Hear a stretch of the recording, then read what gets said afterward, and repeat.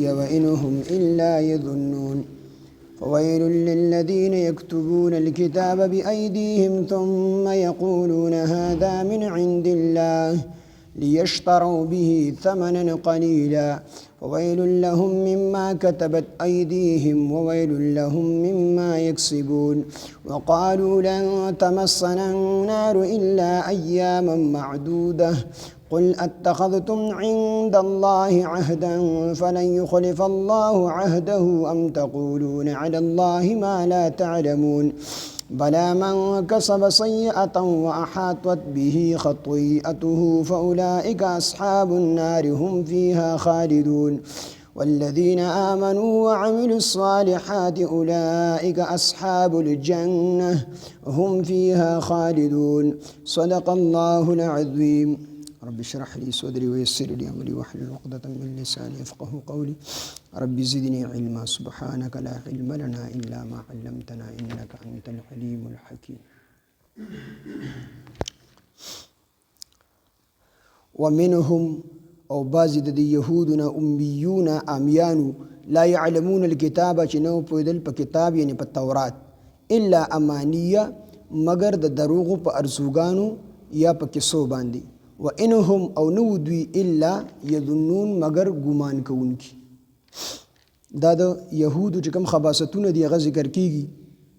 چې په دې کې یو ډله د علماو او بعضې پکې امیانو د امیانو ته به دي دا تاثر ورکو چې تاسو د پیغمبرانو اولاد یې نو تاسو به جهنم ته نه ځئ او که چېرته تاسو جهنم ته لاړئ هم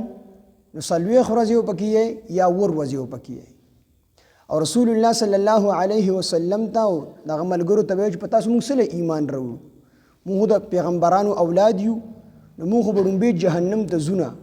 او که د څه ګناه په وجه باندې موږ جهنم ته لاړو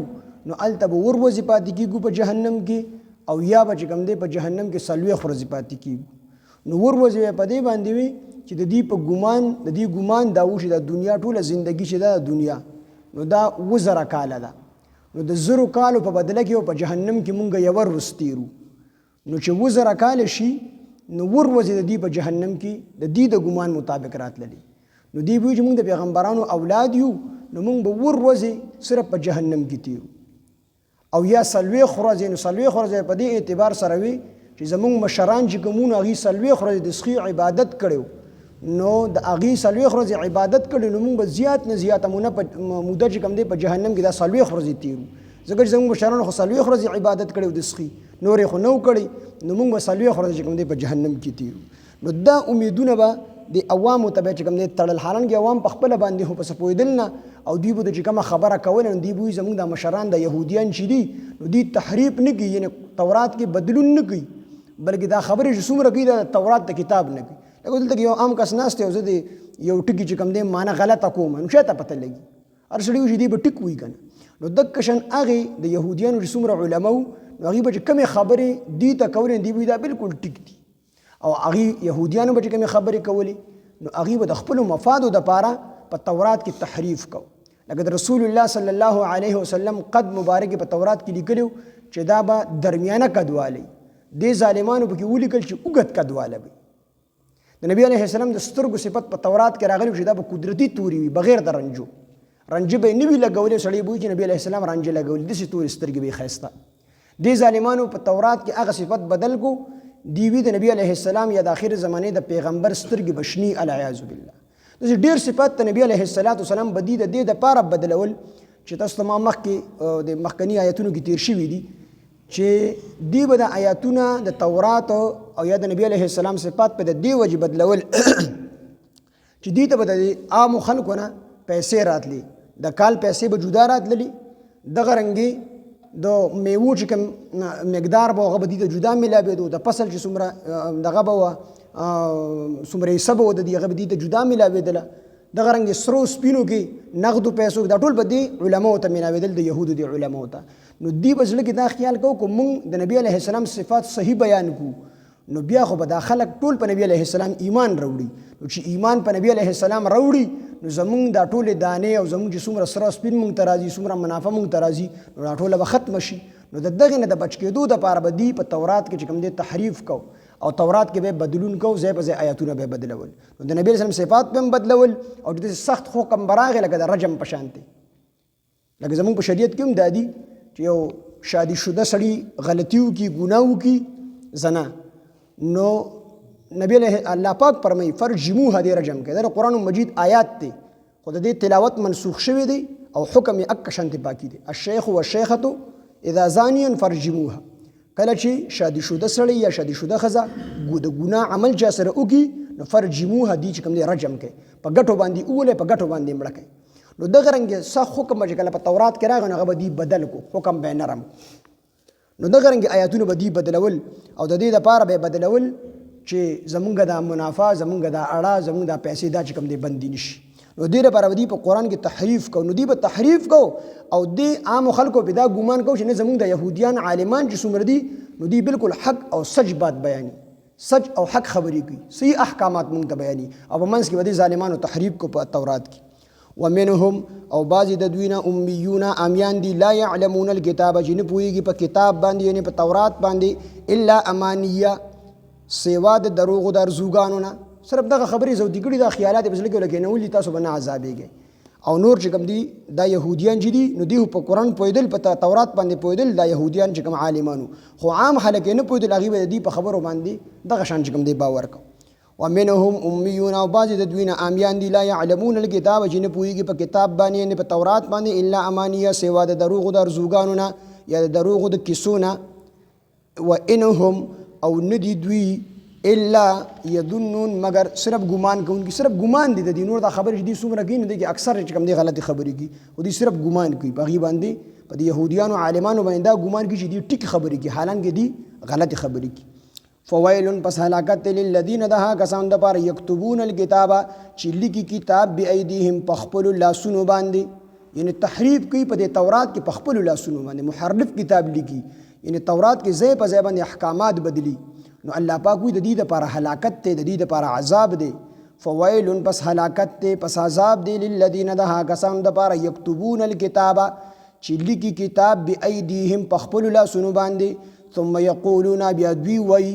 بیا دې چاته وی د خپلو عوامو خلکو ته دی پکې په خپله باندې حکم بدل کی او بیا عوام خو په دې خبره نه پوهېږي په تورات باندې نو دی بیا د عوامو ته وایي چې دا د الله د طرف نه دی ګورې موږ نه دی بدل کړی نو بس هغې ومني چې دا د الله د طرفه ځکه د مخې ته تورات پروت دی ورته چې کوم دی احکامات ته تورات بیاني نو هغوی په تورات باندې په خپله نه پوهېدل خو ړوند تقلید یې کو نو ثم یقولون بیا دوی وایي د عوامو ته هذا من عند الله دا د الله د طرف نه دی دا کوم حکم دی چې تاسو ته مونږ بیانونو دا د الله د طرف نه دی لیشترو د پاره دی چې دی واخلي د عالمان واخلي به په دې دروغو باندې د دروغو په دې ارزوګانو باندې به د دروغو په دې کیسو باندې کوم چې د خپل عوامو ته بیانولي ثمنا قلیلا لږ قیمت دنیا کو ټول دنیا په یو حکم په بدلون باندې څوک ورکړي نو دا ټوله دنیا بیا هم کمه ده دا هم ثمن قلیل دی نو ثمنا قلیلا لږ قیمت فویل بس هلاکت لهم د دوی دپاره مما کتبت په سبب د هغه څه کتبت چې دی لیکلي ایدیهم په خپلو لاسونو باندې د دې د هلاکت او د دې د رسواتوب او په دې د عذاب دا د دې په هغې سبب سره چې دي په دې تورات کې په خپلو لاسونو باندې تحریف کړی دی د دې د وجې به دې ته چې کوم دی عذاب میلاویږي د دې د وجې به دې هلاکیږي فویل پس هلاکت دی فویل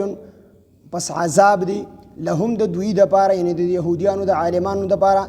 مما کتبت په سبب د هغه څه چې دی لیکلي دي ایدیهم په خپلو لاسونو باندې په خپلو لاسونو باندې په تورات کې تحریف کړی دی وویل او هلاکت لهم د دوی دپاره مما په سبب د هغه څه یکسبون چې دی به ګټلو چې دی به پیسې اخیستلې نو دا ړومبې تورات کې به تحریف ته دې دپاره کو احکامات به دې دپاره بدلول چې دی نه د عوامو نه د دې د عوامو نه تمه و چې موږ له پیسې راوړي نو په دغه باندې به دوی یو دوکانداري شروع کړې وه نو احکامات په ځای به ځای بدلول په تورات کې تحریف پې کو نو په سبب د دې چې دوی به د احکامات بدلول نو دا به پې عذاب وي او دوی به د احکامات ته څه دپاره بدلول نو دا به د دې دپاره بدلول چې د عوامو نه موږ ته کوم نفع چې کوم دی راځي چې هغه بند نه شي نو ویل هلاکت لهم د دوی دپاره مما په سبب د هغه څه یکسبون چې دوی به ګټلو دوی به دنیا ګټله په دې باندې وقالو او دوی وی لن تمسنا النار هرگز به مونږ مسنکی النار ور الا مگر ایامن سو ورځې معدوده د شمیر. یعنی که مونږ جهنم ته لړ شو نو مونږ به د یو څو د شمارل شوي ورځې په جهنم کې تیرو، زیاتې به نه تیرو، یا به 40 ورځې تیرو چې زمونږ مشرانو 40 ورځې د سخي عبادت کړل نو د هغې په بدله کې مونږ 40 ورځې تیرو، او یا چې کوم دی به ورځې تیرو ځکه چې د دې د ګمان مطابق ټول د دنیا ټوله زندگی دا 2000 کاله وه، نو دوی وی چې د 1000 کالو په بدله کې مونږ یو ورځ په جهنم کې تیرو نو ورځې مونږ په جهنم کې تیرو. وقالو او دوی ویل لن تمسنا هرگز به مونږ مس نه کی النار ور الا مگر ایامن څو ورځې معدودتن د شمیر، یعنی د شمیر یو څو ورځې مونږ دلته تیرو، د شمیر نه مراد دا یا ورځې دي یا 40 ورځې دي. قل ووایه ورته اتخذتم آیا تاسو کړې ده، اتخذتم تاسو نیولې ده عند الله د الله سره عهدا سوادا، تاسو چې دا خبره کوئ نو تاسو سره دې ثبوت شته دی، سواده سره شته دی. کو د سره الله وعده کړی وي نو هغه په تورات کې خامخا وي، نو تورات کې هغه وعده مونږ ته مخې ته کوي چې تاسو به د شمیر یو څو ورځې تېروئ. قل ووایه ورته اتخذتم آیا تاسو کړې ده عند الله د الله سره عهدا سوادا، نو که تاسو سواده کړي تورات کې هغه الله ورته وښایه، مونږ ته وښایه چې تاسو سره الله دا وعده کړې ده په تورات کې به خامخا وي. فلن يخلف الله پس هرگز مخالفت نه کوي الله تعالی، خلاف ورزي نه کوي الله تعالی عهده د خپل وعده، د خپل وعده الله پاک چې کوم دی خلاف ورزي نه کوي. ام تقولون بلکې تاسو وایي علی الله په الله باندې ما هغه روایت لا تعلمون چې تاسو ته پته نشته دی، تاسو هغه روایت په الله باندې دروغ تړئ چې د هغې روایت تاسو ته پته نشته دی، او هغه روایت دا و چې د یهودیانو به وي چې یعقوب علیه السلام سره الله پاک وعده کړې ده چې زه به ستا زامن ستا اولاد دا به زه نه عذابوم، دې ته به عذاب نه ورکوم. نو مونږ وایو چې دا دروغ دي، دا په یعقوب علیه السلام هم دروغ دي، په الله باندې والعیاذ بالله دي دروغ تړي، دا وعده ورسره الله پاک نه ده کړې، کو کړې وه نو تورات پر اخیستې وه، او کو بالفرض الله پاک ورسره وعده کړی هم وي د یعقوب علیه السلام سره، کو بالفرض دا روایت ټیک هم شي حدیث چې کوم رانقل کړي بني اسرائیل چې یعقوب علیه السلام سره الله وعده کړی وه چې زه به ستا اولاد نه عذابوم، جهنم ته به نه بوځم، نو که چېرته لومبی خو دا روایت شته دی نه دی میلاو شوی چاته، خو که بالفرض دا وعده د یعقوب علیه السلام سره الله کړی هم وي نو بیا به مراد د حضرت یعقوب علیه السلام سلبي اولاد وي، کوم چې د یعقوب علیه السلام زامنو 12 زامنې وو، یو پکې پیغمبر او دا 11 د الله ولیان نیکان بندگانو، نو هغه الله سم نه عذابي، اولیاء بارک خو لا خوف علیهم ولا هم یحزنون، نو په دې باندې ویره وي او نه به دې غمجن وي. نو 11 اولیاء او یو زوی چې کوم دی د الله پیغمبر، نو دا 12 واړه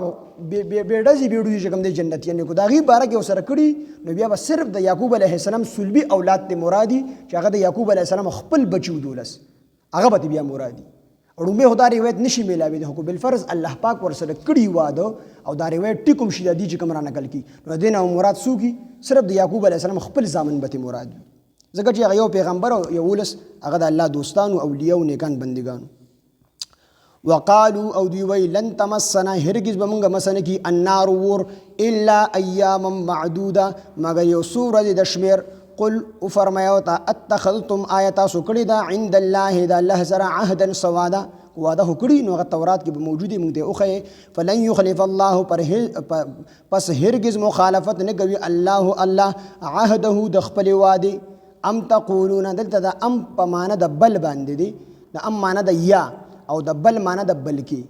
نو دلته کې ام په معنی د ام سره نه دی بلکې د بل سره دی. ام تقولون بلکې تاسو وایئ علی الله په الله باندې ما هغه څه هغه روایت لا تعلمون چې تاسو ته پته نشته چې دا روایت ټیک دی کو غلط دی. بلا ولنا من کسبه چا چې وکړله سیئة یو ګناه واحاطت به او راګیر کو هغه خطیئته خپل ګناه، فاولئک پس دا خلق اصحاب النار دا اصحاب النار دا جهنم والدی هم فیها دوی و بدی جهنم کی خالدون همیشه وی. من کسبا چا چې وکړله سیئة سګنا واحاطت به او دی راګیر کو هغه خطوی او دی راګیر کو خطیئته خپل ګناه، دلته د سیئة مراد شرک ته، نور ګناهونه ندی دی مراد، ځکه چې رستو پس الله پاک فرمای هم فیها خالدون دی به همیشه په جهنم کې وي. نو مسلمان کو هر څومره ګناهونه وکي خو د کلمه ویلي وي او د کلمې سره د دنیا نه لاړو د هر قسمه ګناهونه کړي دي خو دی مسلمان دی کافر نه دی کافر شوی نه دی نو دی به همیشه دپاره په جهنم کې نه وي ډېرې مودې پورې به وي خو همیشه دپاره خالدون د همیشه دپاره اکثرو ځایونو کې راغلی دی نو دلته کې سیئتن په معنا د شرک سره دی د شرک ګناه وکړله او په دې شرک باندې او په دې کفر باندې دی مړ شو سیئتن څه مراد دی چې د شرک ګناه وکړله تفسیر جلالین لیکلی دي چې د سیئتن مراد شرک دی چې د شرک کړي بیا په شرک باندې مړ وي یعنی په کفر باندې مړ وي شرک یې کړي وي او بیا وروسته مسلمان شوي نه وي یعنی توبه د شرک نه ایستلي اسلام ته نه راغلی په دغه شرک او په کفر باندې مړي نو د سیئتن نه دا مراد دی بلا ولنا من کسبا چا چې وکړله سیئتن څه ګناه یعنی شرک یې وکړو وحاطت به او راګیر کو هغه یعنی د شرک راګیر کړي د ټولو طرفونو نه مطلب دا چې مرګ وته په دې شرک باندې راغی خطیئته د خپل ګناه د شرک راګیر کړي وي د ټولو طرفونو نه د شرک راګیر کړي وي فاولئک اصحاب النار هم دا خلق دا جهنم والدی هم فیها دوی به د جهنم کې خالدون همیشه همیشه وي والذین ها کسان آمنو چې ایمان راوړل او عملوا الصالحات او نیک عمل وکړو اولئک اصحاب الجنه هم دا خلق جنتیان دي هم فیها دوی به د جنت کې خالدون همیشه د پاره وي